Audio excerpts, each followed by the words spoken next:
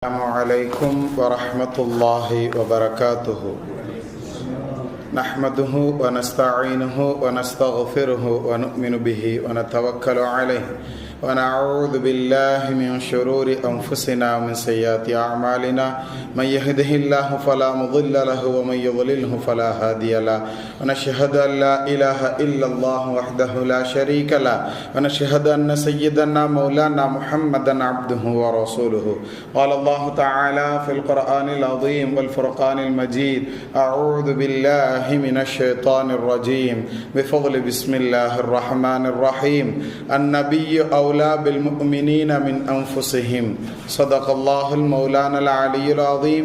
قال نبينا صلى الله عليه وسلم: المرء مع من أحب. صدق النبي صلى الله عليه وسلم. رب اشرح لي صدري ويسر لي أمري واحلل عقدة من لساني يفقهوا قولي. سبحانك لا علم لنا إلا ما علمتنا إنك أنت العليم الحكيم. புகழ் அனைத்தும் அல்லாஹ்விற்கே சொந்தம். ஈரலக தலைவரும் பெருமானார் ரசூலை கரீம் ஸல்லல்லாஹு அலைஹி வஸல்லம் அவர்கள் மீதும் அவர்களை பின்பற்றிய சஹாபாக்கள், தாபிஈன்கள், தபா தாபிஈன்கள், இமாம்கள், அவுலியாக்கள், ஷுஹதாக்கள், நாதாக்கள், சாலிஹீன்கள், குறிப்பாக அங்கு அமர்ந்திருக்கக்கூடிய நம் அனைவர்களின் மீதும், முஃமினான முஸ்லிமான ஆண் பெண் அனைவர்களின் மீதும் அல்லாஹ்வுடைய சாந்தியும் சமாதானமும் அன்பும் அருளும் பாதுகாப்பும் என்னென்றும் உண்டாவதாக.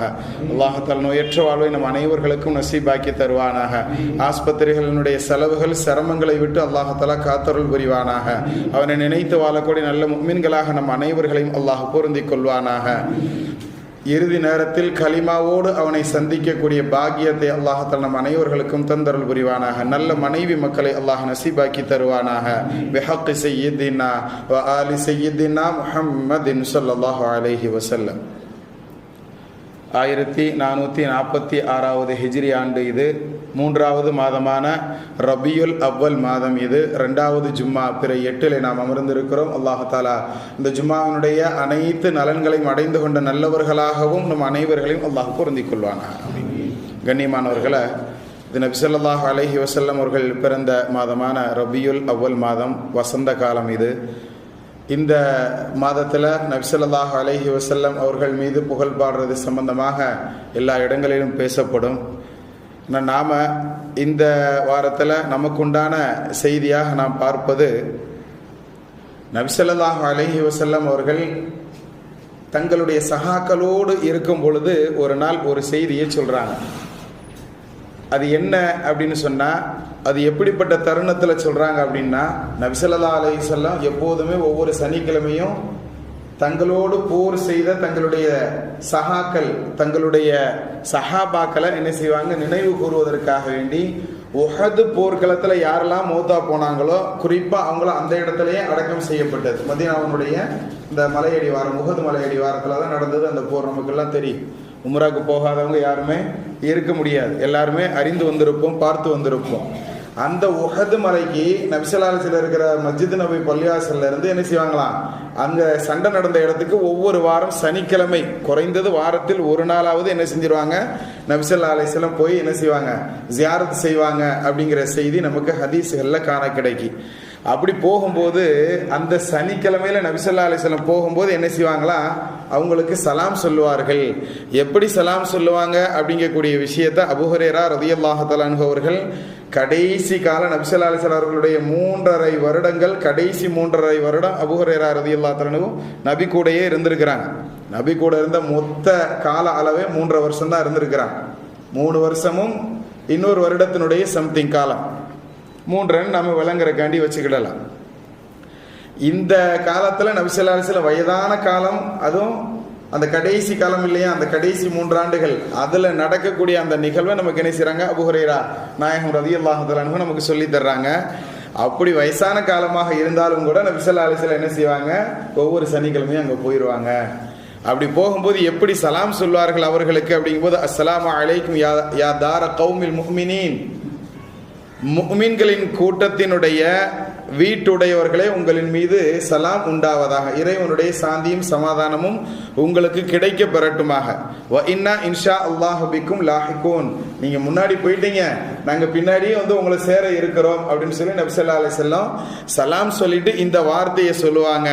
அடுத்து சொல்லுவாங்க, வதித்து அன்னா கத் ரஅய்னா இஹ்வானனா, நாமும் நம்மளுடைய சகோதரர்களை எதிர்பார்த்து கொண்டுதான் இருக்கிறோம் அப்படிங்கிற வாசகத்தை நபி ஸல்லல்லாஹு அலைஹி வஸல்லம் சொல்லி தான் இந்த சலாமை முடிப்பாங்க அப்படிங்கிற செய்தியை அபூ ஹுரைரா நாயகம் ரலியல்லாஹு தஆலா அன்ஹு அவர்கள் நமக்கு சொல்லி தர்றாங்க. என்ன சொல்றாங்க? அஸ்ஸலாமு அலைக்கும்னு சொல்லியிருந்தாலே முடிஞ்சிருக்கும். முஃமின்களுடைய வீடுகளில் தங்கி இருக்கக்கூடியவங்களை, கபூர்ல இருக்கக்கூடிய கபூர் வாசிகளே உங்களுக்கு சலாம் உண்டாகட்டும் மட்டும் சொல்லியிருந்தாலும் பரவாயில்லை. அடுத்து ஒரு வார்த்தை நபி ஸல்லல்லாஹு அலைஹி வஸல்லம் என்ன சொல்றாங்க? அன்னா கத் ரஅய்னா இஹ்வானனா, நாம் நம்மளுடைய சகோதரர்களை, சகோதரர்கள்னா யாருக்கு சொல்லுவோம்? சஹாபாக்களுக்கு சொல்ல மாட்டாங்க நபி ஸல்லல்லாஹு அலைஹி வஸல்லம். அவங்க எப்படி சொல்றாங்க? நாம் நம்மளுடைய சகோதரர்களை எதிர்பார்த்து இருப்பதை போன்று நீங்களும் எங்களை எதிர்பார்த்துக்கிட்டு இருக்கிறீங்களா, நாங்கள் வந்து உங்களை சேர்ந்துருவோம் அப்படிங்கிற செய்தியை அவர்களை ஆறுதல் படுத்தும் முகமாக அந்த உஹதுல மௌத்தா போன அந்த சஹாபாக்களுக்கு நபி ஸல்லல்லாஹு அலைஹி வஸல்லம் சலாம் சொல்லும் போது இவ்வளவு விஷயத்த விலாவரியா சொல்றாங்க. மூத்தா போனவங்க கேட்க முடியாது, மூத்தா போனவங்களால எதுவுமே உணர முடியாது அப்படிங்கிறதெல்லாம் சொல்றவங்க சொல்லிக்கிட்டே இருக்கட்டும். ஆனா நபி ஸல்லல்லாஹு அலைஹி வஸல்லம் எப்படி சலாம் சொல்றாங்க? அஸ்ஸலாமு அலைக்கும்னு சொல்றதே உங்கள் மீது சாந்தி உண்டாகட்டும்னு சொல்றாங்க. யாரை பார்த்து சொல்றாங்க? மூத்தாக்கள், மூத்தா, அதாவது உஹது போர்ல மூத்தா போன அந்த கபர்வாசிகளை பார்த்து நபி ஸல்லல்லாஹு அலைஹி வஸல்லம் சொல்றாங்க. ஹம்ஸா ரலியல்லாஹு தஆலா அன்ஹுலா அந்த போர்ல வஃபாத்தானவங்க தானே. எப்படி சொல்றாங்க? முஃமின்களின் வீட்டுல தங்கி இருக்கக்கூடியவர்களை, முஃமின்களின் வீடான கபர்களில் இருக்கக்கூடியவர்களே உங்கள் மீது சாந்தி உண்டாகட்டும், நாங்களும் உங்களை வந்து சேரக்கூடியவர்கள் தான். எப்படின்னா, நாங்க எப்படி எங்களுடைய சகோதரர்களை சந்திப்பதை எதிர்பார்த்த வண்ணம் இருக்கிறோமோ அது மாதிரிதான் நீங்களும் எதிர்பார்த்துக்கிட்டு இருக்கிறீங்க. இன்ஷா அல்லாஹ் உங்களை வந்து நாங்க சீக்கிரம் சேர்ந்துருவோங்கிற ஆறுதல் படுத்தும் முகமாக அந்த சஹாபாக்களுக்கு நபி ஸல்லல்லாஹு அலைஹி வஸல்லம் சலாம் சொன்னாங்க. இந்த வார்த்தையில கடைசியில் வரக்கூடிய அந்த விஷயம் நமக்கு சொல்லி தருவது என்னன்னா, நாங்க எப்படி எங்களுடைய சகோதரர்களை சந்திப்பதை எதிர்பார்த்து இருக்கிறோமோ அப்படின்னு ஏன் நபி சொல்றாங்கன்னா, பிற்காலத்தில் வரக்கூடிய சகோதரர்கள் அப்படிங்கிறத அந்த ஹதீஸனுடைய தொடர்ச்சியிலேயே சொல்றாங்க. இப்படி சலாம் சொன்ன உடனே சஹாபாக்கள்லாம் கேட்டாங்களாம். காலு, சஹாபாக்கள் கேட்டாங்க, அவல்லஸ்னா இஹ்வானக யா ரசூலல்லாஹ், அல்லாஹ்வுடைய தூதரே, நாங்கள் உங்களுடைய சகோதரர்கள் கிடையாதா? நீங்க வேற எந்த சகோதரர்களை எதிர்பார்க்கிறீங்க? அப்படிங்கும் போது, நீங்க வந்து என்னுடைய சகோதரர்கள் கிடையாது, நீங்க என்னுடைய ஃப்ரெண்டு, என்னுடைய நண்பர்கள். நீங்க அஸ்ஹாபி, என்னுடைய தோழர்கள், உற்ற தோழர்கள் நீங்க. ஆனா என்னுடைய சகோதரர்கள்னு நான் யாரை சொல்றேன் அப்படின்னு சொன்ன, சகோதரர்கள்னா உடன் பிறந்தவர்களுக்கு தானே சொல்லுவோம் தமிழ்ல. அஹு இஹ்வான் அப்படிங்கிறதெல்லாம் வந்து உடன்பிறப்புகளுக்கு சொல்லக்கூடிய வார்த்தை. இந்த வார்த்தையை சொல்றாங்க நபி ஸல்லல்லாஹு அலைஹி வஸல்லம். நீங்க வந்து என்னுடைய ஃப்ரெண்ட்ஸ், நான் உங்களை பத்தி பேசல. உங்களுக்கு பின்னால் ஒரு சமூகம் வருவார்கள், அவர்கள் என்னை பார்த்திருக்க மாட்டார்கள், என்னை பார்க்காமலேயே என் மீது மெய் விசுவாசம் வைத்திருப்பார்கள்.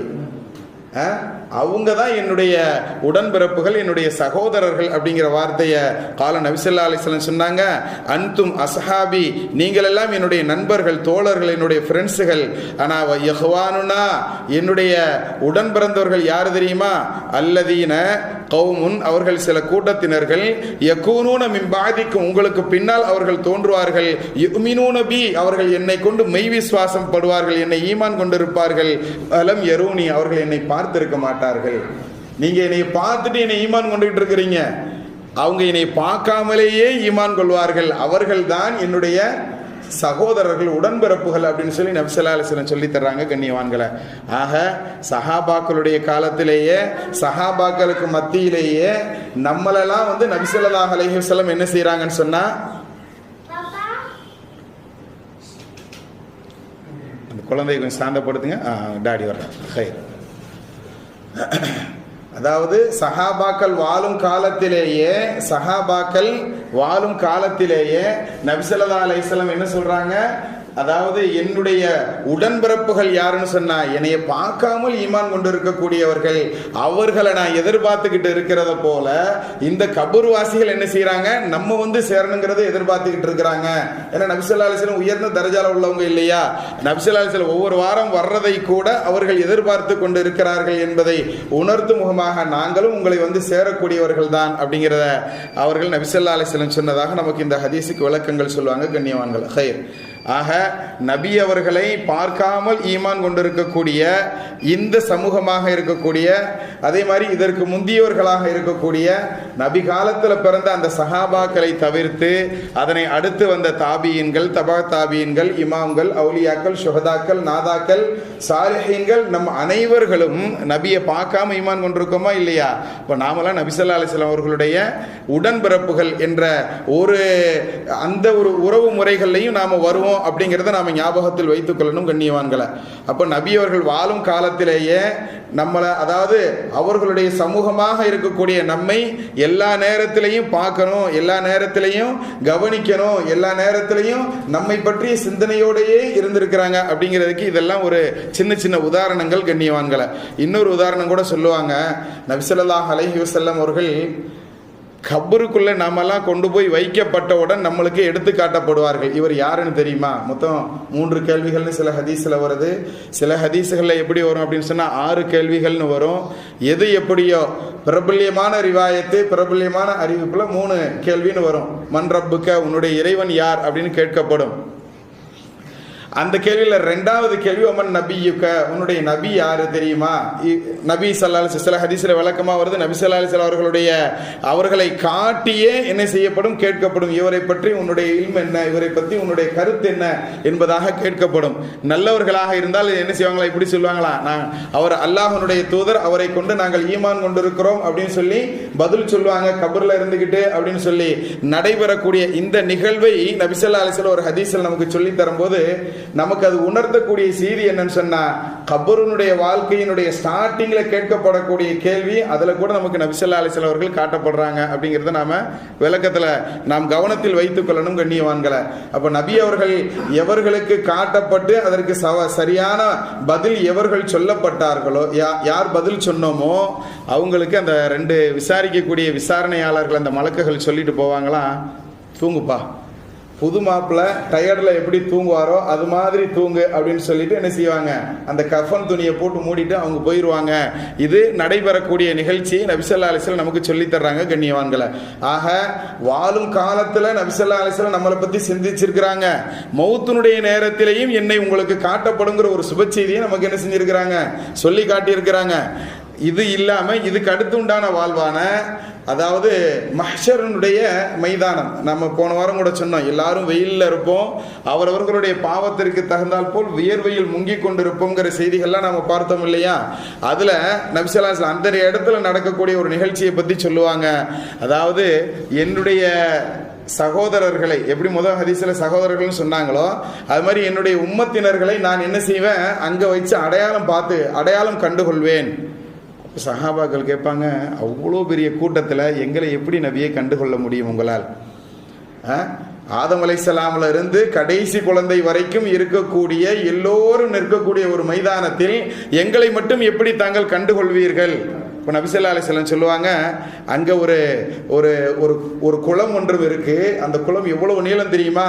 யமன் தேசத்திலிருந்து சிரியா வரைக்கும் இருக்கக்கூடிய ஒரு பெரிய நீளமான ஒரு குளம்னு சொல்லி ஒரு 2 ஊரை தூரமாக இருக்கக்கூடிய 2 ஊரை உதாரணம் சொல்லி நபி ஸல்லல்லாஹு அலைஹி வஸல்லம் சொல்லிட்டு, அவ்வளவு நீள குளம், வானத்தில் எப்படி நட்சத்திரங்கள் இருக்கிறதோ அது போன்று குவளைகள், என்கிட்ட நிறைய குவளைகள் இருக்கும், வர்றவங்களுக்கு எல்லாருக்கும் நான் என்ன செய்வேன், தண்ணியை கொடுப்பேன்னு நபி சொல்றாங்க. குடிக்கிறதுக்கு தாகத்தோடு இருக்கக்கூடிய அந்த என்னுடைய சமூகத்தினர்களுக்கு நான் நீர் புகட்டுவேன். அப்ப எங்களை எப்படி கண்டுக்கிடுவீங்க நபியே அப்படின்னு கேட்கும்போது நபி ஸல்லல்லாஹு அலைஹி வஸல்லம் சொல்லுவாங்க, நாமெல்லாம் ஒவ்வொரு நாளும் 5 நேர தொழுகைக்காக வேண்டி கட்டாயம் செய்யக்கூடிய ஒரு விஷயம் உது செய்யறோம் இல்லையா? தமிழ்ல அங்க சுத்தி செய்வது அப்படின்னு சொல்லுவாங்க. நிறைய நபர்களுக்கு உது செய்யறதுல கூட நிறைய ப்ராப்ளங்கள் இருக்கிறது. கூச்சம் இல்லாம தனிப்பட்ட முறையில கூட வந்து கேட்டு தெரிந்து கொள்ளுங்கள், உதுவை எப்படி முறையாக செய்யணுங்கிறது. மொத்தம் 4 விஷயம். நல்ல முகம் முழுவதையும் நன்றாக கழுவிக்கொள்வது 1. 2வது முட்டுக்கை வரைக்கும் 2 கையை முழுமையாக கழுகிக்கொள்வது. தலையில 4ல் 1 பகுதியவாது ஈர கையால தடவிக்கொள்வது.